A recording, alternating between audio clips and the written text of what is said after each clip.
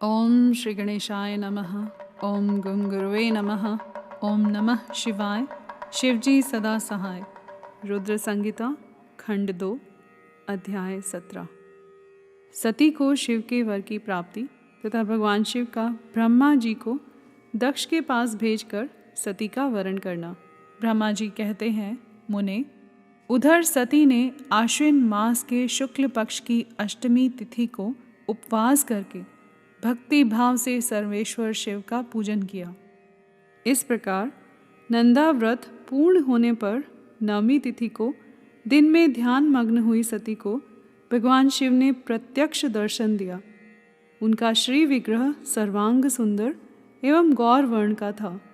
उनके 5 मुख थे और प्रत्येक मुख में 3-3 नेत्र थे। भाल देश में चंद्रमा शोभा दे रहा था। उनका चित्त प्रसन्न था और कंठ में नील चिन्ह दृष्टिगोचर होता था। उनकी 4 भुजाएं थीं। उन्होंने हाथों में त्रिशूल, ब्रह्म कपाल, वर तथा अभय धारण कर रखे थे। भस्म में अंगराग से उनका सारा शरीर उद्भासित हो रहा था। गंगा जी उनके मस्तक की शोभा बढ़ा रही थी। उनके सभी अंग बड़े मनोहर थे। वे महान लावण्य के धाम जान पड़ते थे। उनके मुख करोड़ों चंद्रमाओं के समान प्रकाशमान एवं आह्लादजनक थे। उनकी अंग कांति करोड़ों कामदेवों को तिरस्कृत कर रही थी तथा उनकी आकृति स्त्रियों के लिए सर्वथा ही प्रिय थी। सती ने ऐसे सौंदर्य माधुर्य से युक्त प्रभु महादेव जी को प्रत्यक्ष देखकर उनके चरणों की वंदना की। उस समय उनका मुख लज्जा से झुका हुआ था। तपस्या के पुंज का फल प्रदान करने वाले महादेव जी उन्हीं के लिए कठोर व्रत धारण करने वाली सती को पत्नी बनाने के लिए प्राप्त करने की इच्छा रखते हुए भी उनसे इस प्रकार बोले। महादेव जी ने कहा, उत्तम व्रत का पालन करने वाली दक्ष नंदिनी, मैं तुम्हारे इस व्रत से बहुत प्रसन्न हूँ, इसलिए कोई वर मांगो। तुम्हारे मन को जो अभीष्ट होगा वही वर मैं तुम्हें दूंगा। ब्रह्मा जी कहते हैं, मुने, जगदीश्वर महादेव जी यद्यपि सती के मनोभाव को जानते थे तो भी उनकी बात सुनने के लिए बोले, कोई वर मांगो। परंतु सती लज्जा के अधीन हो गई थी, इसलिए उनके हृदय में जो बात थी उसे वे स्पष्ट शब्दों में कह न सकी। उनका जो अभीष्ट मनोरथ था वह लज्जा से आच्छादित हो गया। प्राण वल्लभ शिव का प्रिय वचन सुनकर सती अत्यंत प्रेम में मग्न हो गई। इस बात को जानकर भक्त वत्सल भगवान शंकर बड़े प्रसन्न हुए और शीघ्रतापूर्वक बारंबार कहने लगे, वर मांगो, वर मांगो। सत्पुरुषों के आश्रयभूत अंतर्यामी शंभु सती की भक्ति के वशीभूत हो गए थे। तब सती ने अपनी लज्जा को रोककर महादेव जी से कहा, वर देने वाले प्रभु, मुझे मेरी इच्छा के अनुसार ऐसा वर दीजिए जो टल न सके। भक्त वत्सल भगवान शंकर ने देखा सती अपनी बात पूरी नहीं कह पा रही है। तब वे स्वयं ही उनसे बोले, देवी, तुम मेरी भार्या हो जाओ। अपने अभीष्ट फल को प्रकट करने वाले उनके इस वचन को सुनकर आनंद मग्न हुई सती चुपचाप खड़ी रह गई, क्योंकि वे मनोवांछित पर पा चुकी थी। फिर दक्ष कन्या प्रसन्न हो दोनों हाथ जोड़ मस्तक झुका भक्त वत्सल शिव से बारंबार कहने लगी। सती बोली, देवादिदेव महादेव, प्रभो, जगतपते, आप मेरे पिता को कहकर वैवाहिक विधि से मेरा पाणी ग्रहण करें। ब्रह्मा जी कहते हैं, नारद, सती की यह बात सुनकर भक्त वत्सल महेश्वर ने प्रेम से उनकी ओर देखकर कहा, प्रिय, ऐसा ही होगा। तब दक्ष कन्या सती भी भगवान शिव को प्रणाम करके भक्ति पूर्वक विदा मांग जाने की आज्ञा प्राप्त करके मोह और आनंद से युक्त हो माता के पास लौट गई।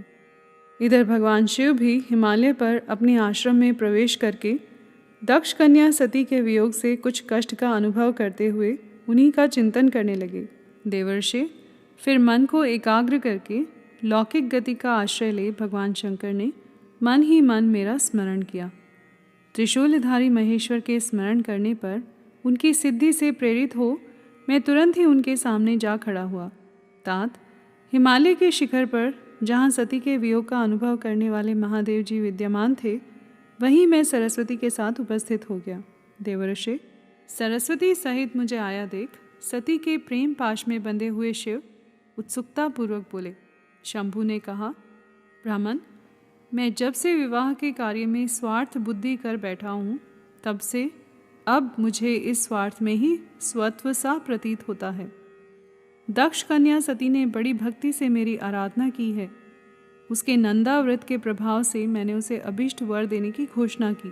ब्राह्मण, तब उसने मुझसे यह वर मांगा कि आप मेरे पति हो जाइए। यह सुनकर सर्वथा संतुष्ट हो मैंने भी कह दिया कि तुम मेरी पत्नी हो जाओ। तब दाक्षायणी सती मुझसे बोली, जगतपते, आप मेरे पिता को सूचित करके वैवाहिक विधि से मुझे ग्रहण करें। ब्राह्मण, उसकी भक्ति से संतोष होने के कारण मैंने उसका वह अनुरोध भी स्वीकार कर लिया। विधाता, तब सती अपनी माता के घर चली गई और मैं यहाँ चला आया। इसलिए अब तुम मेरी आज्ञा से दक्ष के घर जाओ और ऐसा यत्न करो जिससे प्रजापति दक्ष शीघ्र ही मुझे अपनी कन्या का दान कर दें।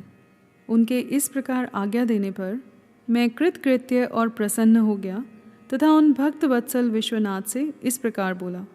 मुझ ब्रह्मा ने कहा, भगवान शंभो, आपने जो कुछ कहा है उस पर भली भांति विचार करके हम लोगों ने पहले से ही उसे सुनिश्चित कर दिया है। ऋषभ ध्वज, इसमें मुख्यतः देवताओं का और मेरा भी स्वार्थ है। दक्ष स्वयं ही आपको अपनी पुत्री प्रदान करेंगे, किंतु आपकी आज्ञा से मैं भी उनके सामने आपका संदेश कह दूंगा। सर्वेश्वर महाप्रभु महादेव जी से ऐसा कहकर मैं अत्यंत वेगशाली रथ के द्वारा दक्ष के घर जा पहुंचा। नारद जी ने पूछा, वक्ताओं में श्रेष्ठ महाभाग विधाता, बताइए, जब सती घर पर लौटकर आई तब दक्ष ने उनके लिए क्या किया? ब्रह्मा जी ने कहा, तपस्या करके मनोवांछित फल पाकर सती जब घर को लौट गई तब वहाँ उन्होंने माता पिता को प्रणाम किया। सती ने अपनी सखी के द्वारा माता पिता को तपस्या संबंधी सब समाचार कहलवाया। सखी ने यह भी सूचित किया कि सती को महेश्वर से वर की प्राप्ति हुई है। वे सती की भक्ति से बहुत संतुष्ट हुए हैं। सखी के मुंह से सारा वृतांत सुनकर माता पिता को बड़ा आनंद प्राप्त हुआ और उन्होंने महान उत्सव किया।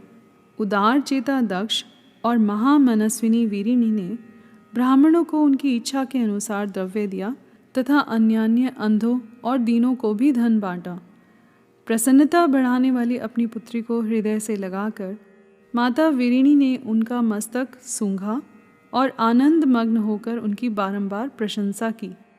तदंतर कुछ काल व्यतीत होने पर धर्मज्ञों में श्रेष्ठ दक्ष इस चिंता में पड़े कि मैं अपनी इस पुत्री का विवाह भगवान शंकर के साथ किस तरह करूं।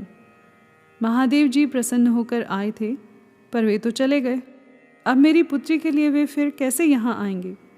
यदि किसी को शीघ्र ही भगवान शिव के निकट भेजा जाए तो यह भी उचित नहीं जान पड़ता, क्योंकि यदि वे इस तरह अनुरोध करने पर भी मेरी पुत्री को ग्रहण न करें तो मेरी याचना निष्फल हो जाएगी। इस प्रकार की चिंता में पड़े हुए प्रजापति दक्ष के सामने मैं सरस्वती के साथ सहसा उपस्थित हुआ। मुझ पिता को आया देख दक्ष प्रणाम करके विनीत भाव से खड़े हो गए। उन्होंने मुझ स्वयंभू को यथा योग्य आसन दिया। तदंतर दक्ष ने जब मेरे आने का कारण पूछा तब मैंने सब बातें बताकर उनसे कहा, प्रजापति, भगवान शंकर ने तुम्हारी पुत्री को प्राप्त करने के लिए निश्चय ही मुझे तुम्हारे पास भेजा है। इस विषय में जो श्रेष्ठ कृत्य हो उसका निश्चय करो। जैसे सती ने नाना प्रकार के भावों से तथा सात्विक व्रत के द्वारा भगवान शिव की आराधना की है, उसी तरह वे भी सती की आराधना करते हैं।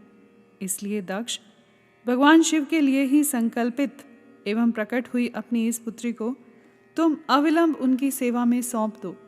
इससे तुम कृतकृत्य हो जाओगे। मैं नारद के साथ जाकर उन्हें तुम्हारे घर ले आऊँगा, फिर तुम उन्हीं के लिए उत्पन्न हुई अपनी यह पुत्री उनके हाथ में दे दो। ब्रह्मा जी कहते हैं, नारद, मेरी यह बात सुनकर मेरे पुत्र दक्ष को बड़ा हर्ष हुआ। वे अत्यंत प्रसन्न होकर बोले, पिताजी, ऐसा ही होगा। मुने, तब मैं अत्यंत हर्षित हो वहाँ से उस स्थान को लौटा जहाँ लोक कल्याण में तत्पर रहने वाले भगवान शिव बड़ी उत्सुकता से मेरी प्रतीक्षा कर रहे थे। नारद, मेरे लौट आने पर स्त्री और पुत्री सहित प्रजापति दक्ष भी पूर्ण काम हो गए। वे इतने संतुष्ट हुए मानो अमृत पीकर अधा गए हों। यहाँ पर अध्याय 17 समाप्त हुआ। कर्पूर गौरम करुणावतारम संसार सारम भुजगेंद्रहारम सदा वसंतम हृदयारविंदे भवम भवानी सहितं नमामि।